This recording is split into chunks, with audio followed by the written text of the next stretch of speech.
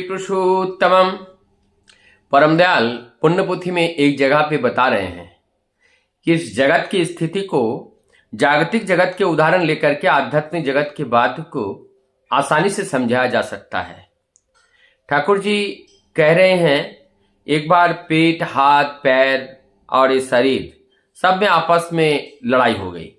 कहीं पे भी अगर कई सारे लोग रहते हैं तो वहां पे आपस में एक आपसी लड़ाई तो होती है, खुटपाट हो ही सकता है। और खुटपाट होकर के हाथ और पैर दोनों बड़े कुंठा बोध कर रहे हैं और कह रहे हैं बड़े दुख के साथ, हम ज़्यादा मेहनत कर रहे हैं। पैर कह रहे हैं मैं ज़्यादा मेहनत कर रहा हूँ। दोनों लोग मिल के कह रहे हैं पेट बैठ बैठ के खा रहा है और इस खाने के और ये हाथ पैर इतना काम करते हैं और वो बैठ बैठ के खाते हैं। और इस बात की जब शिकायत हुई पेट को, तो पेट आप कह रहे हैं तो ठीक है, तो हम अगर बैठ बैठ के खा रहे हैं तो हम नहीं खाएंगे। अब पेट ने जब खाना छोड़ दिया तो हाथ और पैरों का जो बल है वो बल खत्म हो गया।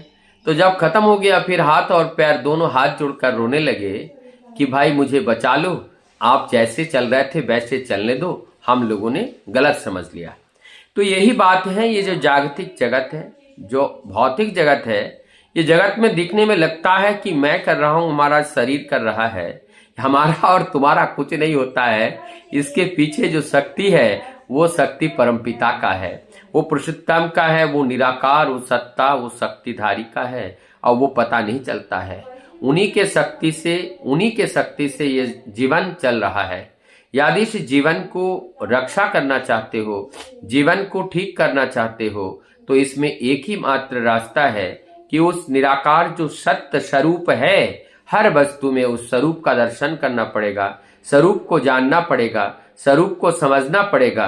तब जाकर के हमारे अंदर का जो स्थूलता का जो अहंकार है वो अहंकार दूर होगा। जब तक इस स्थूलता की अहंकार दूर नहीं होती है, हमारा मन इस स्थूल जगत के साथ युक्त रहता है। और इसीलिए परम दयाल श्री ठाकुर जी ने इस बात को बार बार रिपीट करते हैं जो भगवान श्री कृष्ण ने अर्जुन को कुरुक्षेत्र के युद्ध में बोले थे, सर्वधर्मान् परित्यज्य मम एकम शरणं व्रजो अहम तम सर्व पापेभ्य मोक्षयामि मा शुचा।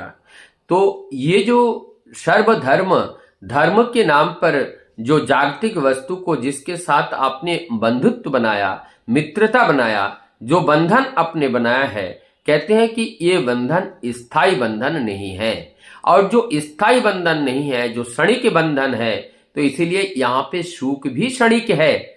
और जहां पर स्थायी नहीं है तो ये तो क्षय वस्तु है।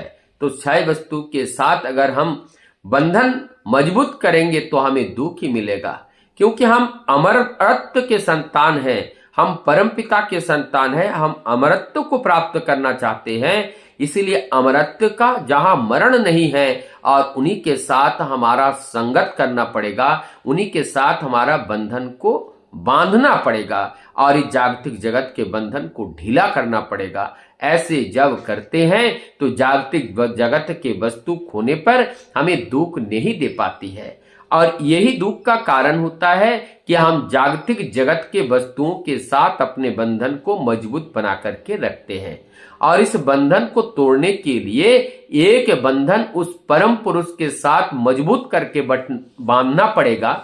इतना मजबूत करके बांधे कि हमारी दृष्टि उस प्रभु की दृष्टि हो जाए, हमारा कर्ण उस प्रभु का कर्ण हो जाए, हमारा नासिका प्रभु का नासिका हो जाए, हमारी रसेंद्रिय, हमारी स्पर्श इंद्रिय सब प्रभुमय हो जाए। और जब प्रभुमय हो जाता है तब जाकर के जागतिक वस्तु से अपना बंधन टूटता है। और जब तक नहीं होता है तब तक ये बंधन नहीं टूटता है, तब तक हम इस भ्रम और इस माया रूपी जाल में फंसे रहते हैं। और इससे मुक्त दिलाने के लिए ही पुरुषोत्तम का आना होता है। और पुरुषोत्तम आने के बावजूद भी हम बंधे हैं, तो इसका मतलब है कि हम इस जगत से ऐसे जकड़े हैं कि इसके आगे मृत्यु के अलावा अमरत्व का चिंता कर ही नहीं सकते हैं। लेकिन हमारा ये शरीर मिले हैं उस अमरत्व लाभ के लिए।